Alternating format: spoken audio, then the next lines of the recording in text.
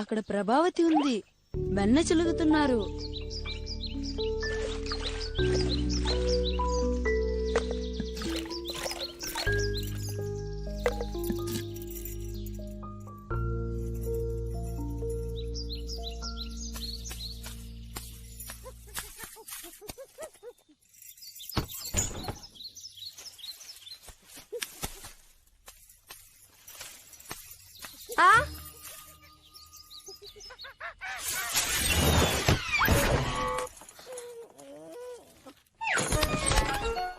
ఏంటా శబ్దం? ఇక్కడి నుంచి వెళ్ళిపో. అసలు ఇక్కడికి ఎందుకు వచ్చావు? ప్రతిసారి ఈ తలుపుకి తాళం వేయాల్సిన పరిస్థితి తీసుకొస్తున్నారు. యమునా తీరం ఇటువైపు ఉన్న కోతుల దగ్గర నుంచి దేన్ని కాపాడలేం. ఈ కోతులే కాకుండా యశోదమ్మ కొడుకు కృష్ణుడు ఇప్పుడు ఇంట్లోనే ఉండుంటాడు. కానీ ఒక్క నిమిషంలో నేను ఇక్కడ వెన్న పెట్టానన్న విషయం తెలుసుకుని వచ్చేస్తాడు. అరవకండి. అది కాకుండా నేను కృష్ణుడు మొహం చూస్తేనే ఏదీ గుర్తుండదు. అంతా మర్చిపోతాను తెలుసా. వాడేం తప్పు చేసినా అందుకే తిట్టడానికి మనసొప్పదు. ఓ, వాడు నిజంగా దేవుడే. కానీ ఇక మీద నేను వాడి చేతిలో మోసపోను. ఏమైంది కృష్ణ? ప్రభావతి అమ్మా ఇప్పుడు ఇంట్లో ఏం వేలాడదీశారో తెలుసా? నేను మీకు చెప్తాను. ఆమె ఒక పెద్ద కుండ నిండా రుచికరమైన వెన్నని తయారు చేసి ఉంచారు. ఆ తర్వాత ఎంతో రుచికరమైన పెరుగుని కూడా ఆ కుండలో ఉంచారు. కృష్ణ, నువ్వెందుకు ఇలా చేస్తున్నావు? నేనిది భరించలేను. ఆ వెన్న తెల్లగా ఎంత బాగుంటుందో తెలుసా? మనం తిన్నామంటే ఎంతో రుచిగా ఉంటుంది. అబ్బా కృష్ణ, ఇక చాలు. అక్కడున్నదెవరు?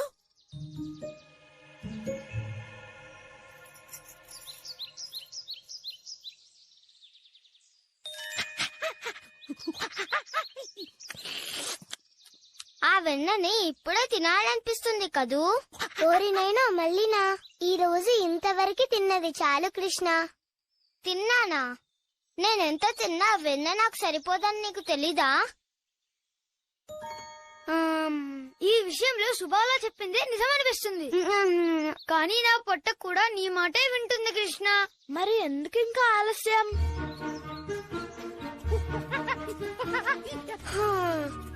వీళ్ళు మళ్ళీ వెళ్తున్నారు. ఇప్పుడు నేను మాత్రం ఒంటరిగా ఉండడం ఎలా?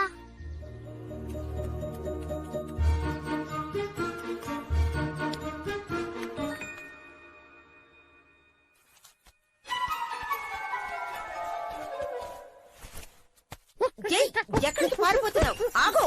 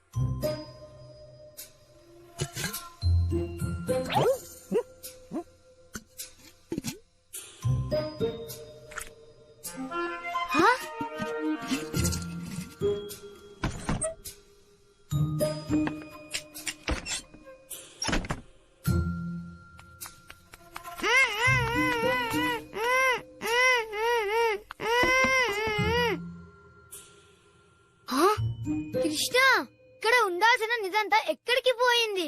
ఈసారి మనం అనుకున్నది ఏదీ జరగలేదు. సుబాలా చెప్పింది నిజమే. ఇక్కడ ఏదీ లేదనుకుంటాను.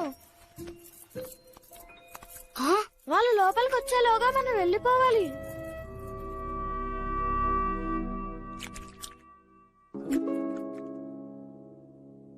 వెన్న చాలా ఎత్తులో ఉంది. అది మనకి అందదు. కృష్ణుడు ఉన్నంత వరకు ఏది అసాధ్యం కాదు. ఈసారి నువ్వేం చేయాలనుకుంటున్నావో చెప్తావా? మీరందరూ నాకు తోడుంటే నేను ఏదైనా చేయగలుగుతాను.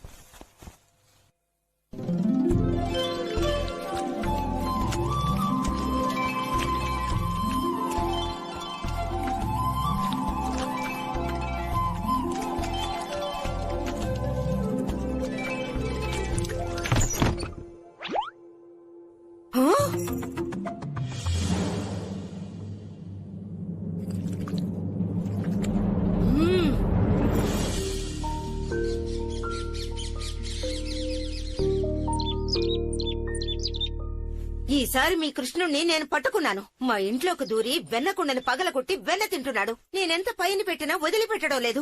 కృష్ణుడి మొహం చూసి వాణ్ణి క్షమించే ఉద్దేశం ఈసారి నాకు లేదు. ఈ 3 ప్రపంచాల్లో కృష్ణుడి మొహం చూస్తే ఎవరికైనా కోపం వస్తుందా? అందుకే కృష్ణుడు మళ్ళీ ఏదో ఒకటి చేసేలోపు ఇక్కడికి గబగబా తీసుకొచ్చేశాను. ఎందుకంటే వాడి మొహం చూశానంటే నా కోపం అంతా కనిపించకుండా పోతుంది. ఏమిటమ్మా, ఏమైంది ప్రభావతి? నా కృష్ణుడి మీద కోపంగా ఉన్నావని తెలుసు. వాడు చేసే అల్లరి పనులకి వాడి నేను శిక్షించాలా? వాడి మీద చాడీలు చెప్పడానికి ఇంత దూరం వచ్చావా? కృష్ణుడు మా ఇంటికొచ్చి మళ్ళీ అల్లరి చేస్తే నా దగ్గరికి తీసుకురమ్మని నువ్వే కదా చెప్పావు. అందుకే తీసుకొచ్చాను. మా ఇంట్లో వెన్న దొంగతనం చేశాడు, నీ దగ్గరికి తీసుకొచ్చాను. ఏమిటి ప్రభావతి, నీ కోపాన్ని తగ్గించుకో. నా కృష్ణుడి మీద చాడీలు చెప్పడం తప్ప నీకు మరో పనే లేదా? నా దగ్గరికి నువ్వెవర్ని తీసుకొచ్చావో చెప్పు. ఎవరిని తీసుకొచ్చానా? చంద్ర, అసలు నువ్విక్కడేం చేస్తున్నావు? అమ్మా, ఇప్పుడు అర్థమైందా ప్రభావతి? అసలు వెన్న దొంగిలించింది నీ కొడుకే, కానీ దొంగతనానికొచ్చింది నా కొడుకు అనడం వల్లే ఇలా జరిగింది. నిన్ను చూస్తుంటే జాలేస్తోంది. వచ్చి కూర్చో, నీకోసం చల్లగా ఏమైనా తెస్తాను, తాగు. అనవసరంగా ఆలోచిస్తే ఇలాగే ఉంటుంది. చంద్ర, అమ్మని మోసగించడం తప్పు కదూ? అమ్మ ఎంత బాధపడుతుందో చూడు బాబూ. నేను కృష్ణుడి చెయ్యే పట్టుకున్నాను. కృష్ణుడని కూడా చూశాను కదా. నేనెంత దూరం కృష్ణుడి చెయ్యి పట్టుకునే నేనిక్కడికి తీసుకొచ్చాను. కృష్ణుడి మొహం తామర పువ్వులా ఎంతో బావుంది. మరి అలాంటప్పుడు నాన్న చంద్ర, అసలు నువ్వెలా వచ్చావు? నేను బాగా చూశాను, కృష్ణుడినే తీసుకొచ్చాను. అమ్మా, మీ అబ్బాయి గురించి మీకే ముఖ్యంగా తెలియాలి. ఎందుకని ఇవాళ అదోలా ప్రవర్తిస్తున్నారు? మీ కొడుకు ఎవరో మీకు తెలీదా? మీ కొడుకు కృష్ణుడు కాదు కదా.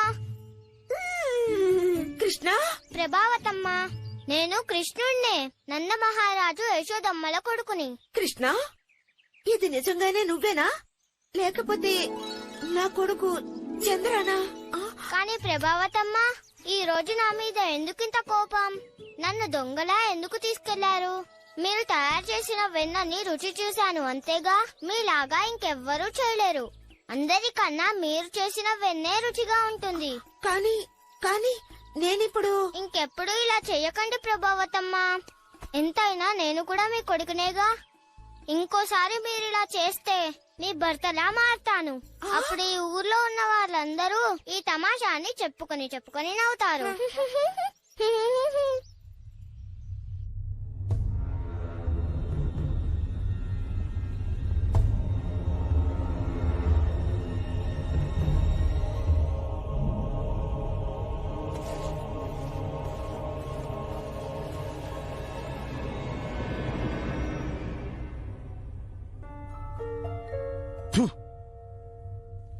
రాజుకు తీసుకొచ్చి ఇవ్వాల్సిన ఆహారం ఇదేనా? అసలు ఎంత ధైర్యం నీకు? నువ్వు ఎక్కడ ఉన్నా ఇంకా ఎంత కాలం నన్నిలా బాధ పెడతావు మరణదేవత? లేదు, నీ వల్ల నేనింకా బాధకు గురి అవ్వను. నిన్ను ఎలాగైనా సరే కనిపెట్టి ఇలాగే నా కాలి కింద పెట్టి నలిపేస్తాను. ఈ ప్రపంచం మొత్తం వెతకాల్సిన పరిస్థితి వచ్చినా వెతుకుతాను, కానీ ఆ పిల్లాణ్ణి కనిపెడతాను.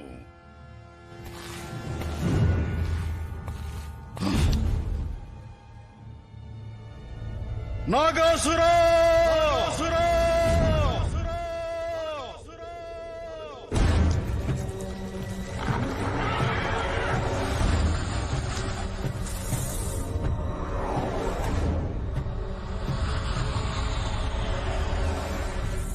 నాగాసురా, నన్నంతం చేయటానికి జన్మించిన పిల్లాడెక్కడున్నాడో వెతుకు.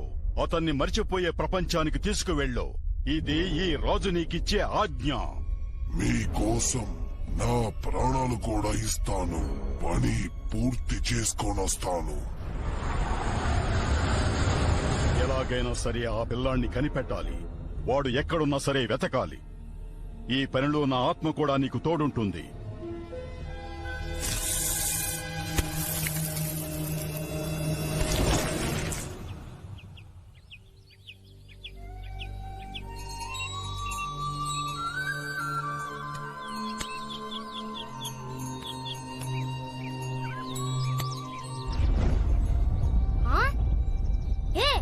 అటు చూడండి కృష్ణ, అక్కడ చూడు. ఇంతవరకు మనం ఆ గుహని చూడలేదు కదా. వెలుతురులో ఎంత బాగా మెరుస్తుందో చూడు.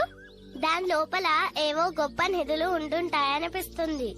కృష్ణ, రా వెళ్ళి చూద్దాం. ఎవరు ముందుకెళ్తారని చూద్దాం. త్వరగా రండి. నేను ఇక్కడే ఉండి ఆవులన్నింటినీ చూసుకుంటాను. మీరు త్వరగా వచ్చేయండి. ఈ రోజు ఆవుల్ని మేతకి తీసుకెళ్ళాలి. అవును, ఈ చెక్క ముక్క ఎక్కడి నుంచి వచ్చింది? ఇంతకు ముందే ఇటువైపు వచ్చినప్పుడు ఇది ఉన్నట్టు గుర్తులేదే. నాకెందుకో ఇది చెక్క ముక్క కాదనిపిస్తుంది. ఇది చాలా పొడుగ్గానే ఉంది. దీని ప్రారంభం ఎక్కడుందని చూద్దాం.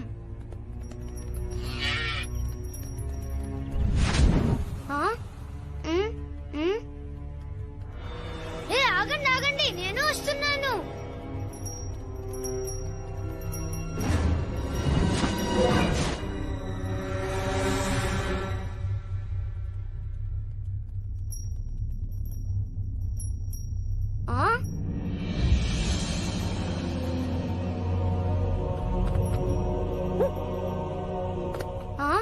ఈ గుహ ఇంతకు ముందు ఇక్కడ లేదు కదా. నాకేదో ఇక్కడ తప్పు జరుగుతున్నట్టుగా ఉంది. మనం తిరిగి వెళ్ళిపోదామా? ఏం దిగులు పడుకు మధు, ఇది నిజంగా ఒక గొప్ప సాహసమే.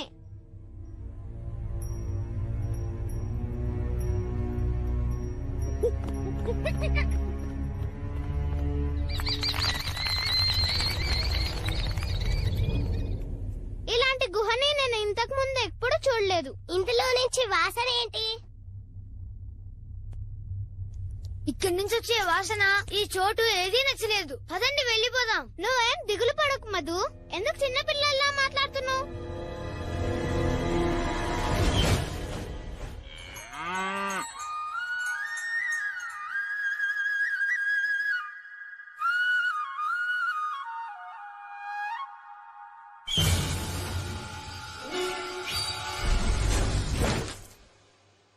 మిత్రులారా, ఆ గుహలోకి వెళ్ళకండి. అది గుహ కాదు, అగాసురుడి నోరు. దయచేసి వచ్చేయండి. ఆగండి, వెళ్ళకండి.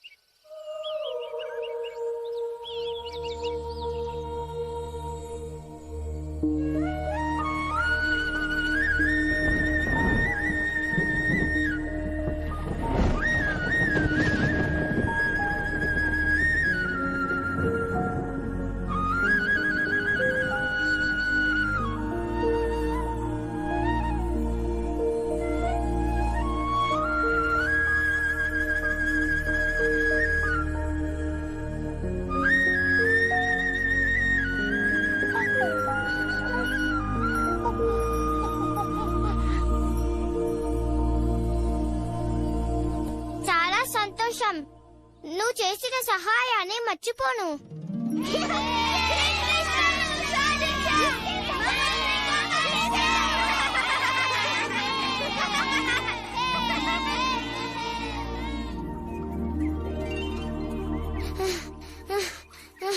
కృష్ణ కృష్ణ అడవిలోంచి భయంకరమైన శబ్దాలు వినిపించాయి.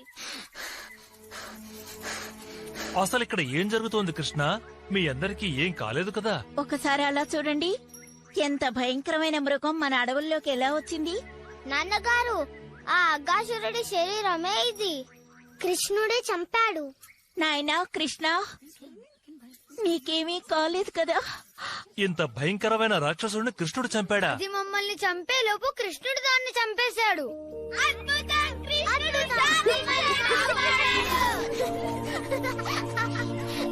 హే కృష్ణ, వీళ్ళందరూ ఏమంటున్నారు? నిజమే, నా స్నేహితులకు ప్రమాదం అంటే నేను ఊరుకోలేనుగా. అందుకని ప్రపంచంలో ఉన్న అతిపెద్ద రాక్షసుల్ని అంతం చేస్తావా? అది ఒంటరిగా. నువ్వు చాలా గొప్పవాడివి. కృష్ణ, నిజంగా నువ్వు నా కొడుకు చంద్రని, మిగతా వాళ్ళని చాలా తేలిగ్గా కాపాడావు. నీకెప్పుడు కావాలన్నా మా ఇంటికొచ్చి ఏదైనా తినొచ్చు. ఇలా చెప్పినందుకు చాలా సంతోషం ప్రభావతమ్మా. కానీ ఆ కోతిని మాత్రం మీతో తీసుకురాకండి. మీరందరూ కావాలంటే రండి, సరేనా? ఏది ఏవైనా సరే, ఆ శ్రీ మహావిష్ణువే మనందర్నీ కాపాడుతున్నది. ఆ దేవునికి కృతజ్ఞతలు చెప్పాలి. మనం ఇక బయలుదేరదాం పదండి. ఆయన మన మీద ఎంతో ప్రేమతో రక్షణ కల్పిస్తున్నాడు. అయినా కృష్ణ, నువ్వు మమ్మల్ని ఆశ్చర్యపరుస్తున్నావు. ఇంత గొప్ప గొప్ప పనులు ఎలా చేయగలుగుతున్నావో అర్థం కావడం లేదు. నువ్వేం చేసినా ఆనందంగా స్వీకరిస్తాం. సంతోషమమ్మా, నేనెప్పటికీ మీ కొడుకునే. మీరంటే నాకు చాలా ఇష్టం. నాకు కూడా కృష్ణ, నీ ప్రేమ ఒక్కటే నాకు చాలు నాన్నా.